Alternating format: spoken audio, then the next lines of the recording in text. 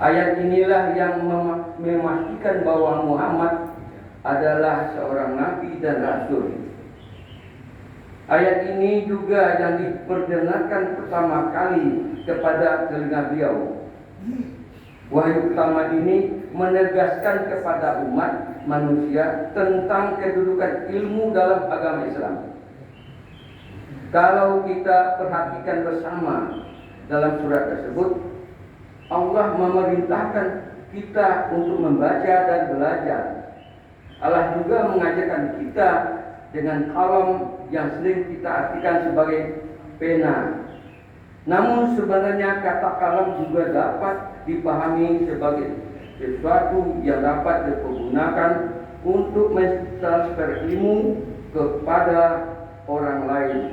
Termasuk di dalamnya adalah percetakan, komputer, internet, dan sarana teknologi informasi. Di luar itu, surat Allah juga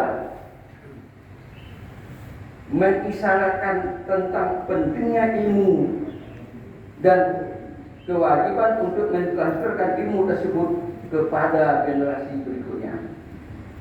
Dalam ajaran Islam, baik dalam ayat Al-Quran maupun hadis, ilmu pengetahuan memiliki kedudukan paling tinggi melebihi hal-hal lain. Bahkan salah satu sifat Allah, Dia memiliki ilmu yang maha mengetahui. As-Sawqi, seorang penyair bahasa Islam, mengungkapkan bahwa kekuatan suatu bangsa berada pada ilmu. Saat ini kekuatan tidak bertumpu pada kekuatan fisik dan harta, tetapi kekuatan dalam hal ilmu, pengetahuan. Bahkan orang-orang yang tinggi derajatnya di hadapan Allah adalah mereka yang berilmu. Karena dengan ilmu itu seorang dapat mengetahui mana yang benar dan mana yang salah. Dengan ilmu yang benar, seorang mampu memperoleh keimanan yang benar. Tanpa ilmu yang benar, keimanan seorang akan mudah untuk dipermainkan. Begitu pula ilmu yang tidak didasari keimanan yang benar akan mudah membuat orang memperjualbelikan ilmunya dengan nilai materi yang tidak ada nilainya di sisi Allah Subhanahu wa taala. Antara iman dan ilmu ada satu kesatuan yang tidak bisa dipisahkan.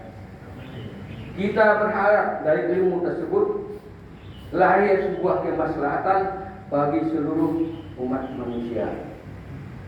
Kaum muslimin rahimakumullah. Dalam sebuah hadis Nabi Muhammad menganjurkan kita untuk menuntut ilmu sampai ke liang lahat. Tidak ada nabi lain yang begitu besar perhatiannya kepada kewajiban menuntut ilmu sedetail Nabi Muhammad. Maka tidak heran jika sejarah mencatat masa keemasan peradaban Islam di mana umat Islam telah mampu memegang peradaban penting dalam ilmu pengetahuan. Semua cabang ilmu pengetahuan waktu itu didominasi oleh para ulama Islam, menyebar mulai dari kota Madinah, Baghdad, Kairo sampai ke Spanyol dan Eropa di benua Eropa. Berbagai perguruan tinggi dibangun untuk memperkuat pembelajaran dan penelitian ilmuwan. Di masa itu, dunia Eropa masih dipenuhi dengan kegelapan dan tidak ada satupun perguruan tinggi pendidikan. Tugas kita sekarang adalah mengembalikan kepercayaan tersebut dengan kembali memupuk semangat belajar, penelitian dan pengembangan keilmuan yang berdasarkan kepada nilai-nilai Al-Quran dan Al-Sunnah. Karena tanpa nilai tersebut, ilmu tidak akan mampu menciptakan kesejahteraan dan kebahagiaan untuk umat manusia.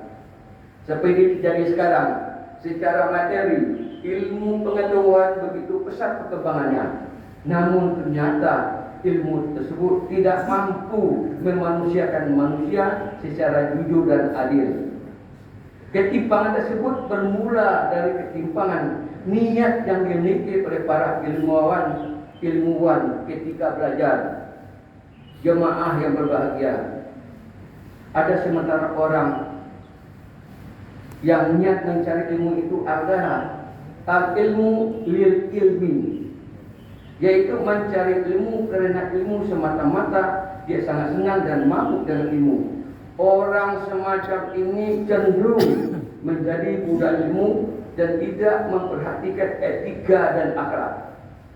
Ada juga yang disebut dengan al-ilmu lillah, yaitu orang yang menuntut ilmu karena perintah Allah, dengan tujuan agar dapat mengamalkan ilmu sebagai bentuk pengabdian dan pendekatan diri kepada Allah. Ilmuwan semacam ini akan menggunakan ilmunya untuk membangun kehidupan manusia seutuhnya. Semuanya dengan tujuan agar dapat melindungi iman, memperkuat syariat, dan mengumandangkan kalimatullah. Mereka adalah ilmuwan bertakwa. Mereka akan mendapat derajat yang tinggi di sisi Allah Subhanahu wa taala. Sebagaimana Allah menjanjikan dalam Al-Quran yang artinya niscaya Allah akan meninggikan, niscaya Allah akan meninggikan orang-orang yang beriman di antaramu dan orang-orang yang berilmu pengetahuan beberapa derajat, dan Allah mengetahui apa yang kamu kerjakan. Al-Mujadilah ayat 11. Bapak-bapak, ibu-ibu, betapa pentingnya ilmu pengetahuan bagi kita untuk bisa menjalankan kebenaran iman yang kita anut.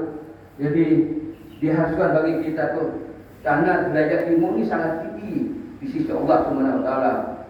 Di sini saya tengok permasalahan dengan teknologi yang telah berkembang. Di sini disebut tadi adalah percetakan, berkunjungan internet dan sebagainya yang disebut dengan teknologi informasi. Saya mulai saja karena bidang saya informasi, tapi korelasinya ada dengan hukum pendidikan. Kita tahu bahwa teknologi informasi ini meliputi ada 3 unsur. Pertama, audio, yang kedua, video, dan ketiga, data.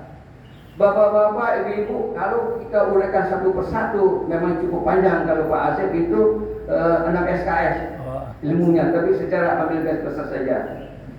Yang disebut audio adalah berupa suara. Contoh saya komunikasi dengan Pak Rusdi. Pak Rusdi sudah mandi belum? Kan jawab belum. Itu sudah jadi komunikasi dan disebut informasi. Nah, terus videonya mana? Mukanya nampak, saya juga nampak gitu Pak. Itu videonya. Sedangkan data adalah yang sifat komputer. Bapak-bapak, ibu-ibu yang saya hormati, tanpa ada teknologi informasi, kita mati total dengan COVID. Kita tidak bisa Zoom, kita bisa tidak bekerja. Alhamdulillah dengan teknologi informasi ini semua bisa kita laksanakan. Dengan tombol segini kita bisa menghancurkan dunia. Dengan tombol ini bisa menghancurkan pesawat. Dengan tombol ini kita bisa kemana-mana. Namun tolong disiasati. Hal teknologi ini bisa merasuk, bisa bersifat positif dan bisa bersifat negatif. Tinggal kita menyikapi. Siapa kita? Umat Islam. Apa etikat kita? Berbuat baik, menuju jalan ke surga. Apa sikap kita? Ya kalau ada di situ, kita lihat di HP yang kena satu genggam itu apa bisa kita buat? Ya jangan dilihat yang aneh-aneh. Ini lihatnya yang orang pakai baju miskin, terutama tuh Pak Yayan. Tapi gunakanlah untuk kepentingan yang positif. Terus terang aja, kemajuan teknologi informasi sangat pesat sekali. Kita bisa melihat data kita saat ini, profesor kita di luar negeri melihat, oh nih kejadian begini. Kita juga bisa meremote dari rumah, oh ini ada maling di rumah aku nih, pakai kamera. Di HP sendiri bisa kita lakukan. Menghidupkan lampu mati bisa di HP ini. Namun demikian saya bilang lagi, kadang-kadang kita ini iseng gitu lihat, karena dengan teknologi itu bisa positif dan negatif. Misalnya dia yang baju-baju yang miskin gitu loh. Itu yang Pak Yayan ini tadi. Bapak-bapak ibu yang saya hormati, kalau bisa ilmu teknologi itu apa yang saya bilang tadi, al ilmu lil ilmi. Jangan kita menggunakan teknologi itu semata-mata untuk keinginan kita, terutama di segi komersial, sampai tidak memperhatikan etika dan akhlak.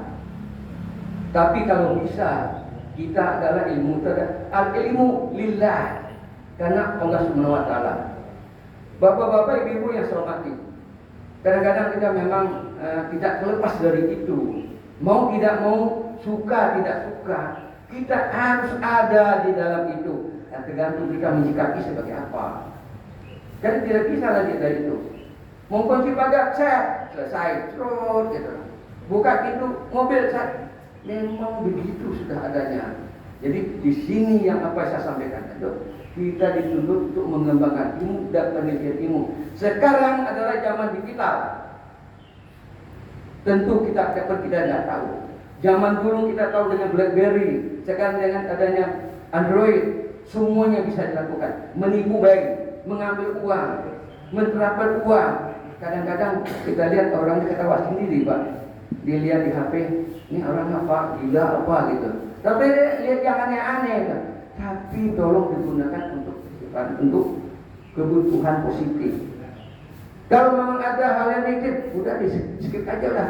Maaf ibu-ibu, bapak-bapak ya, kita membuka aplikasi Quran aja. Lalu datang-datang ada cewek yang berpakaian miskin, mau dibilang mendalik.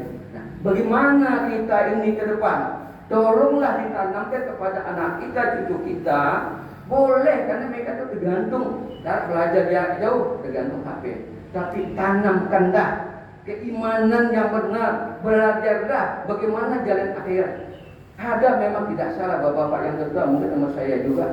Ada semacam dia itu, kalau tidak melihat itu, tidak, maaf ibu-ibu ya, tidak meningkat ininya gitu. Apa yang Pak Yaya terketawa gitu. Jadi boleh kalau kebetulan memang manfaatnya positif, ngomong aja. Tapi tolonglah, gimana kita ini? Siapa kita ini? Umat Islam. Tentu untuk mendidik keimanan kita. Jangan mengurangi keimanan kita melihat hal itu. Itulah bapak-bapak yang sampaikan. Mungkin ada pertanyaan, kayaknya benar saya sampaikan, saya nggak tahu juga nih.